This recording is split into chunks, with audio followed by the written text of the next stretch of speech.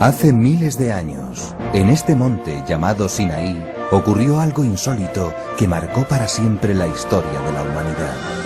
Aquí Moisés recibió de Dios los 10 mandamientos.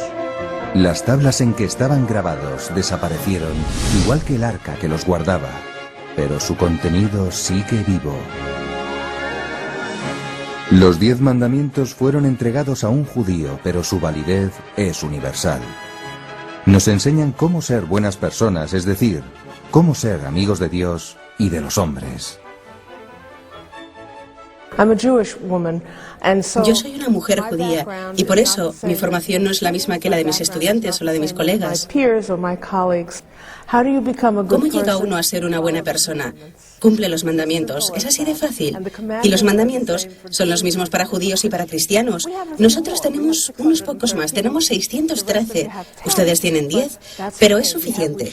Compartimos los mismos 10 y esos 10 son el fundamento de nuestras acciones en todas partes. El cristianismo no propone un modo de conducta o un modo de vida que sea contrario o diferente de la propia persona. O sea, el cristianismo lo que está proponiendo es hacer mejores personas y de hecho Jesucristo es la persona perfecta. Mientras sigan existiendo personas, el fundamento del decálogo sigue vigente, sigue radicalmente vigente.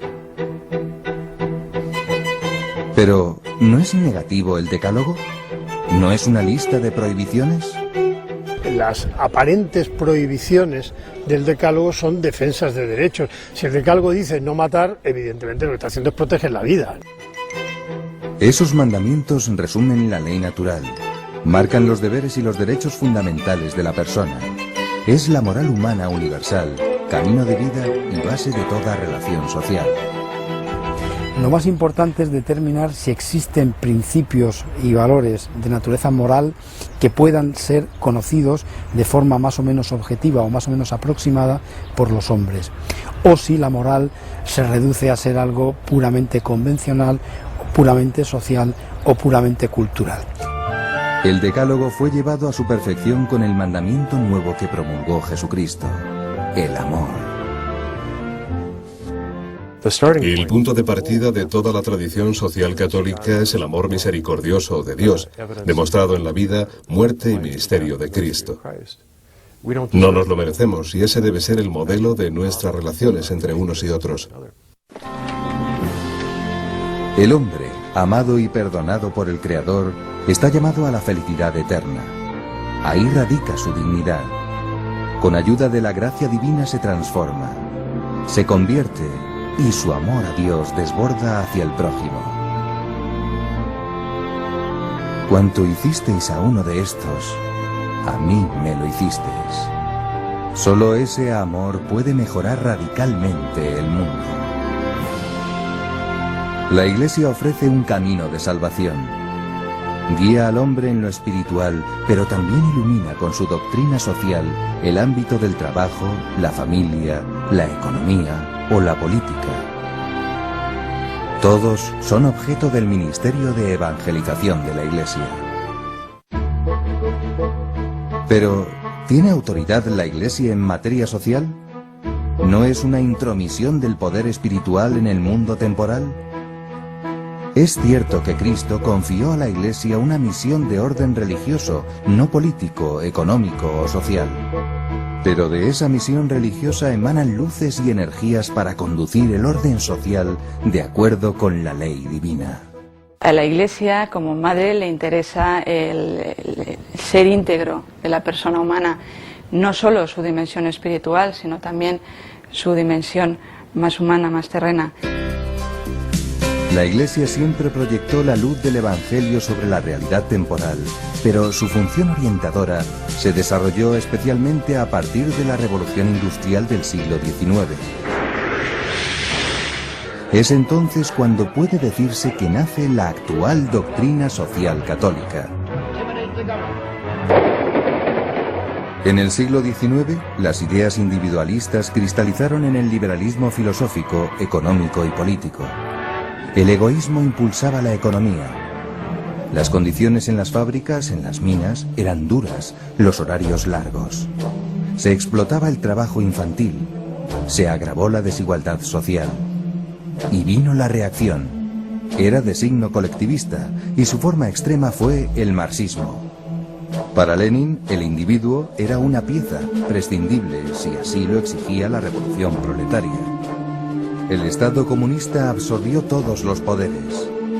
So pretexto de igualdad, pretendía una relación exclusiva Estado-súbdito. Esa tendencia estatista perduraría, atenuada, en los socialismos contemporáneos. Individualismo y socialismo partían de antropologías falsas y sus resultados fueron negativos. El comunismo se desplomó. Emerge como vencedor el individualismo. Aporta prosperidad material, pero ignora el fin sobrenatural del hombre. Es una antropología incapaz de superar la envidia y la codicia y engendra sociedades tristes, con un número creciente de personas solas o aisladas. Era patente la necesidad de otro modelo, o modelos, cuyo centro fuera el gran olvidado de la filosofía racionalista, el amor. Frente al odio de la lucha de clases se elevó ya en el siglo XIX la voz del Papa León XIII. Su encíclica Rerum Novarum puso la primera piedra de una doctrina que no ha cesado de desarrollarse hasta hoy. Históricamente, la enseñanza social católica ha sido importante porque ha apoyado al individuo de muchas maneras. Consideremos cosas como la seguridad social, el apoyo a los sindicatos o el énfasis en las pensiones. Mucho de ese apoyo se ha basado en el pensamiento de la doctrina social de la Iglesia. El amor cristiano puede transformar la sociedad en una comunidad en la que todos se dan a sí mismos en mayor o menor medida. Así la familia viene a ser el modelo en que podrían inspirarse la sociedad, los estados, empresas y asociaciones. La unidad fundamental de la sociedad es la familia. Debería ser la unidad en que fuera más difícil que interviniera el Estado. La familia es el bloque de construcción de la sociedad. Y una vez que empezamos a interferir en ella, toda clase de efectos secundarios empezarán a ocurrir y no los podemos predecir.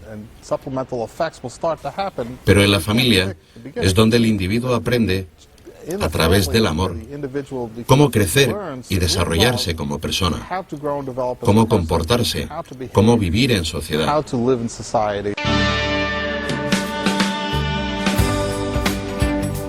En esta antropología cristiana, el modelo último de comunión es el mismo Dios. La doctrina social de la Iglesia hay que dejar muy claro, en primer lugar, que no es una ideología, no es una tercera vía entre el liberalismo radical y el socialismo. Se pone por encima de estas ideologías. La doctrina social de la Iglesia, como dijo con mucha claridad Juan Pablo II, pertenece a la teología y concretamente a la teología moral. No consiste en un sistema socioeconómico, digamos, preciso que la Iglesia proponga como alternativa. Es un conjunto de principios que permiten valorar y juzgar los distintos sistemas y mejorarlos, pero que no opta por ninguno en concreto, lo cual no quiere decir que no excluya claramente como contrarios a la dignidad del hombre ciertos fenómenos sociales que se dan en los regímenes políticos. Ilumina la conciencia para vivir la justicia y la caridad en la vida social. Pero, ¿es válida solo para los católicos? La Iglesia la dirige a todos, no solo a sus fieles, pues todos están llamados a vivir conforme a la naturaleza humana y a salvarse. Muchos hoy están volviendo a las raíces de la doctrina social de la Iglesia. También los no creyentes están descubriendo que los principios de la doctrina social de la Iglesia tienen algo que enseñar en la situación actual. Esto es una especie de paradoja, porque yo observo que es más frecuente encontrar esta convicción entre los no creyentes que en los católicos. Y la Iglesia ofrece principios de reflexión, criterios de juicio y directrices de acción para la actuación, lo cual no significa que haya que ir a buscar la doctrina social de la Iglesia recetas concretas. Son las personas que, informadas por estos principios, tienen que pensar, hacer juicios de conciencia y comprometerse personalmente en opciones personales. Difundir esta doctrina es una prioridad pastoral para la Iglesia. Su aplicación atañe en particular a los laicos que, como dice el Concilio Vaticano II, buscan el reino de los cielos, gestionando los asuntos temporales y ordenándolos según Dios. El fundamento de la enseñanza social católica se resume en grandes principios. Principios como el de la dignidad humana, el bien común, la subsidiariedad, la justicia, la solidaridad con los pobres. Estos principios a veces se entienden desgraciadamente como abstracciones, una especie de ideas áridas, rígidas o abstractas acerca de lo que constituye la vida humana. Pero en realidad la manera en que la Iglesia entiende estos principios es que los principios están para recordarnos quiénes somos. Esos principios se pueden conocer a través de la razón y de la fe. Brotan de la aplicación del mensaje evangélico a la vida social. Tienen una raíz moral, pues encauzan la conciencia a detectar la bondad o maldad en el ámbito social. La dignidad de la persona inspira toda la doctrina social. Una persona es digna porque es imagen viva de Dios. Los demás hombres son sus hermanos, sobre todo los que sufren. Por ellos murió también Cristo.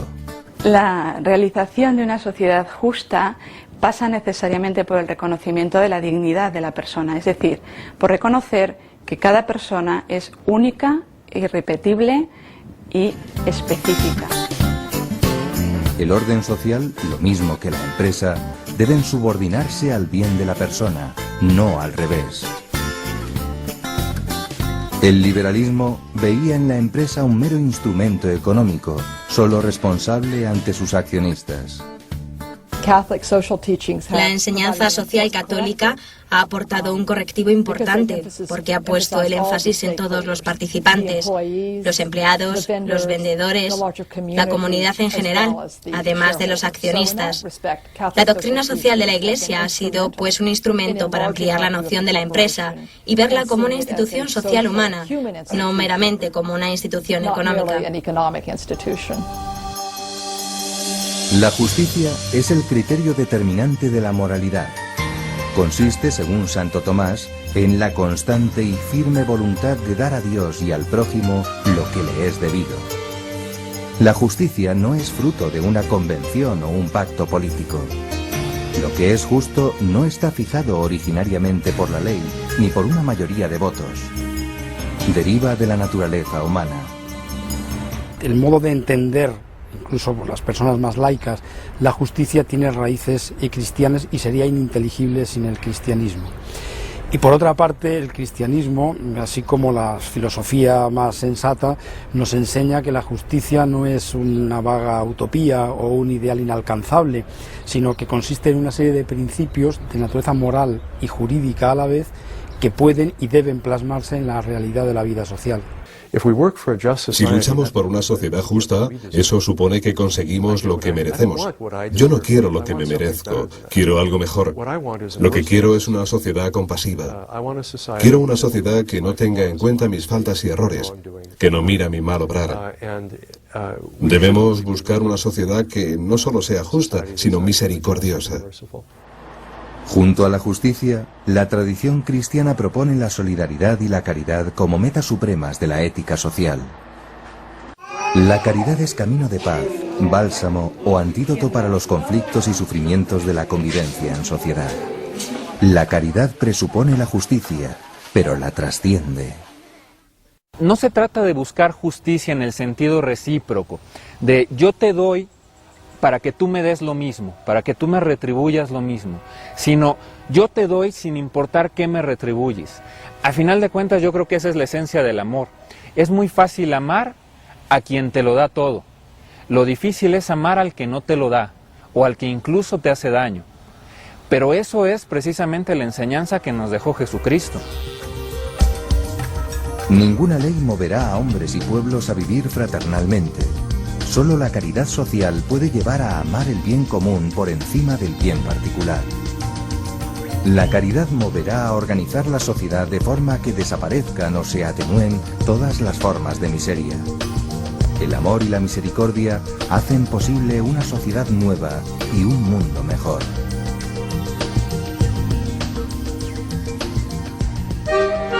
Muchos hablan de libertad.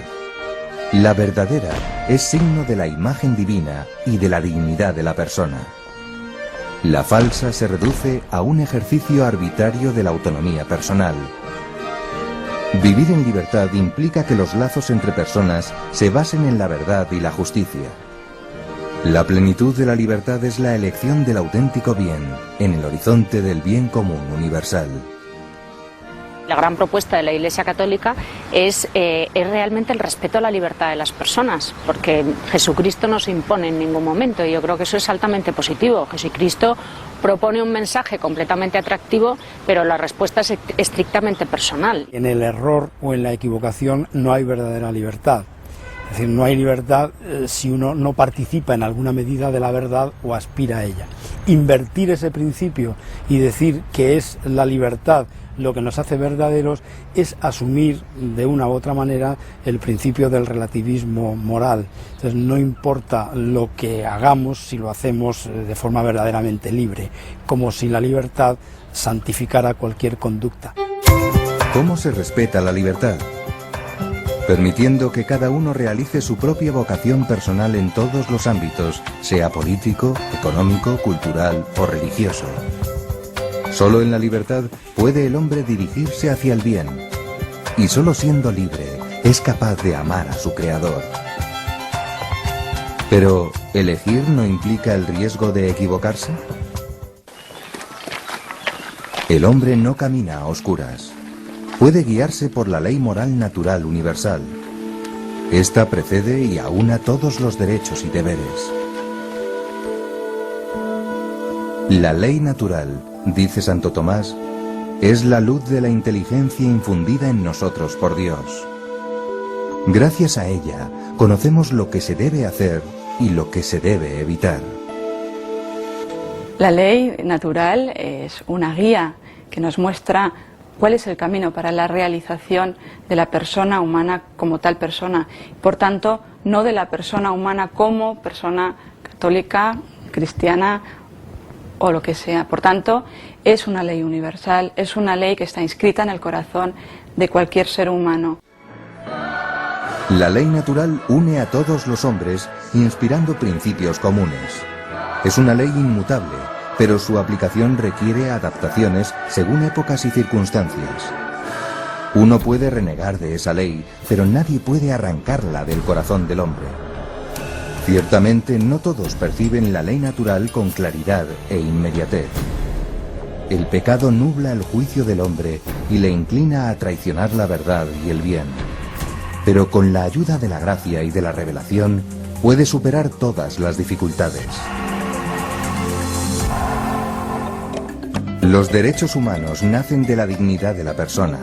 Su fundamento último no es la mera voluntad de individuos o de asambleas, sino el hombre mismo y su creador. La única posición sólida que los fundamenta verdaderamente tiene que ser necesariamente metafísica. Y por lo tanto hacerlo en principios de lo que algunos pueden llamar la ley natural o el orden moral natural o incluso la razón. Es decir, si no hay un fundamento racional y universal, no hay verdadero fundamento. Pretender que los derechos humanos se fundamenten en las opiniones cambiantes de cada pueblo lleva necesariamente a relativizarlos. Y vemos que en definitiva es así lo que sucede. Los derechos no están condicionados por un sistema político o jurídico o económico o incluso religioso. Los derechos humanos son derechos universales, que yo creo que es parte de lo que también ha aportado el cristianismo desde que existe. Muchos de los dramas actuales se evitarían si prevaleciera el principio del bien común. Ese bien común consiste en un conjunto de condiciones, un marco, que hace posible a los hombres realizarse y alcanzar su fin propio como seres humanos. Debemos volver a hablar del bien común en las tribunas públicas, en la política, en los gobiernos, en los foros internacionales.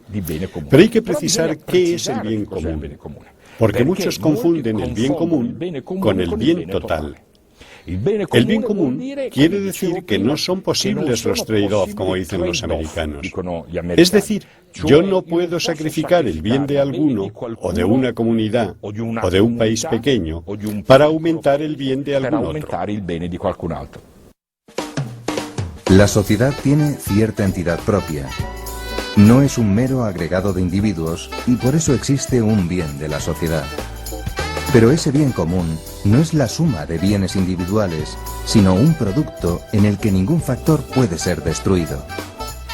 En un producto, si un factor se hace cero, todo el producto se anula. En una suma, en cambio, un sumando puede hacerse cero y la suma sigue siendo positiva. El bien común está por encima del bien particular como el todo por encima de la parte. La salud del cuerpo prevalece sobre la de sus miembros. Y cuando una sociedad está mejor o cuando una sociedad es más justa, en la medida en que se respeta más la dignidad de cada persona. Pero la dignidad personal es un valor absoluto, de forma que tiene prioridad sobre cualquier consideración social. Nunca la sociedad puede exigir a un individuo la renuncia a su dignidad y a lo que ésta lleva consigo. ¿Cuál es, pues, la norma? ¿Cuál crees que es la regla de oro? Los cristianos dicen, haz a los demás lo que quieres que los demás te hagan a ti. Los judíos lo decimos un poco distinto. No hagas a los demás lo que no quieres que te hagan a ti. Viene a ser lo mismo. La persona concreta, la familia, los cuerpos intermedios no pueden por sí mismos alcanzar su pleno desarrollo. Por ello, la comunidad política debe armonizar con justicia los diversos intereses. Debe conciliar los bienes particulares de los individuos y de los grupos. Un enfoque puramente materialista rebaja el bien común a un simple bienestar económico. El bien común social debe tener una dimensión trascendente. El principio de subsidiariedad significa que las sociedades de orden superior deben adoptar una actitud de ayuda respecto de las menores. Eso incluye ayuda económica, institucional y legislativa. Exige también no suplantar la iniciativa y responsabilidad de los individuos y grupos sociales menores.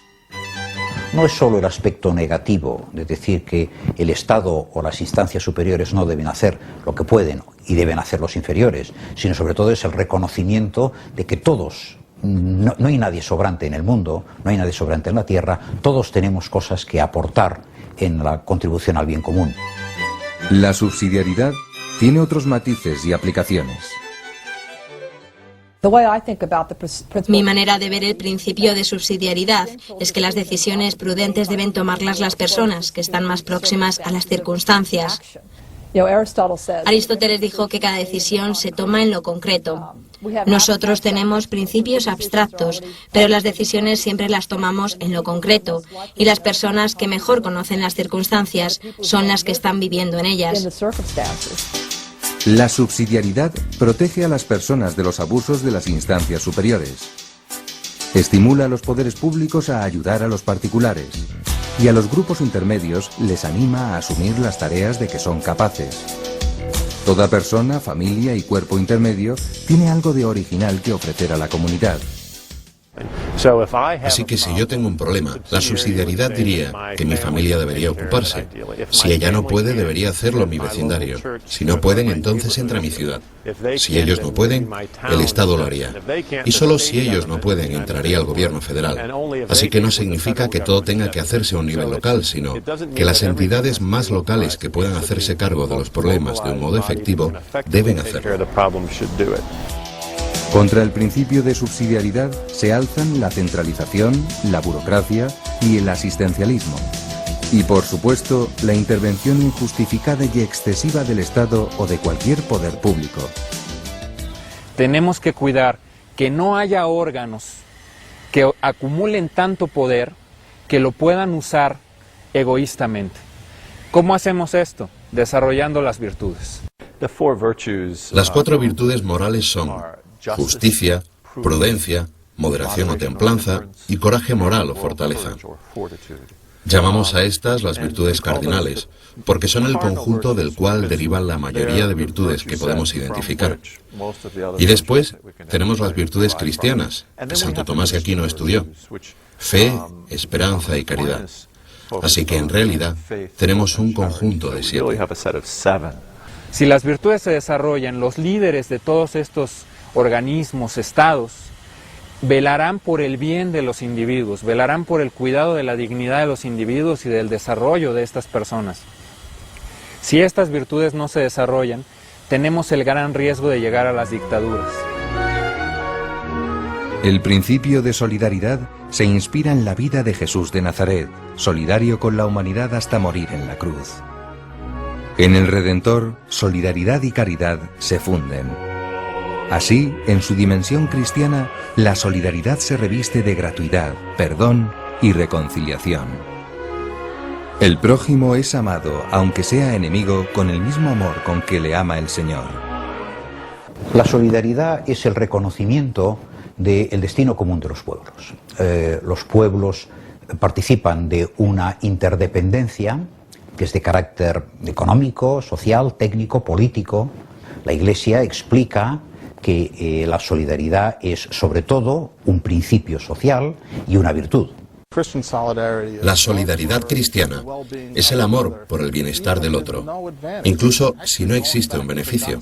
En realidad es volver al Evangelio y mirar donde Jesús dice: ¿qué mérito tiene amar a los que te aman? Incluso los pecadores lo hacen. Es la persona que ama al que le odia o que ama a alguien de quien no puede sacar beneficio la que es una persona realmente virtuosa. La solidaridad está vinculada al bien común, al destino universal de los bienes, a la igualdad y a la paz. Pero no se limita solo a los actuales habitantes del planeta. El énfasis del catolicismo en la reproducción se traduce a la ética de los negocios, en la preocupación por las futuras generaciones. Así, nuestros hijos invisibles se hacen visibles en el mundo de los negocios a través de las enseñanzas de la justicia social católica. Una herencia que debemos legar a nuestros descendientes es un medio ambiente sano. La creación fue entregada al hombre no para disiparla, sino para mejorarla. Ese es el papel de la solidaridad: aportar, ayudar, compartir, buscar el entendimiento. Supone gastarse por el bien del otro, por encima de todo egoísmo. Pero, ¿no es utópica esta doctrina? No podemos aceptar la posición de los pesimistas, esos cínicos que dicen que el mundo va mal, que no puede cambiarse. No, el mundo puede ser cambiado.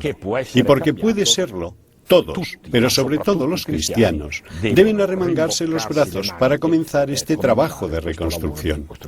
La responsabilidad es personal, por tanto de lo que se trata es de cambiar primero el propio mundo, por lo menos el mundo en el que uno está, y eso tendrá su repercusión, ¿no? A corto, a medio, a largo plazo. En fin, el Señor de la historia ya decidirá en qué términos. Del mismo modo que las aguas se abren paso a través de los montes, las ideas cristianas pueden fecundar la sociedad.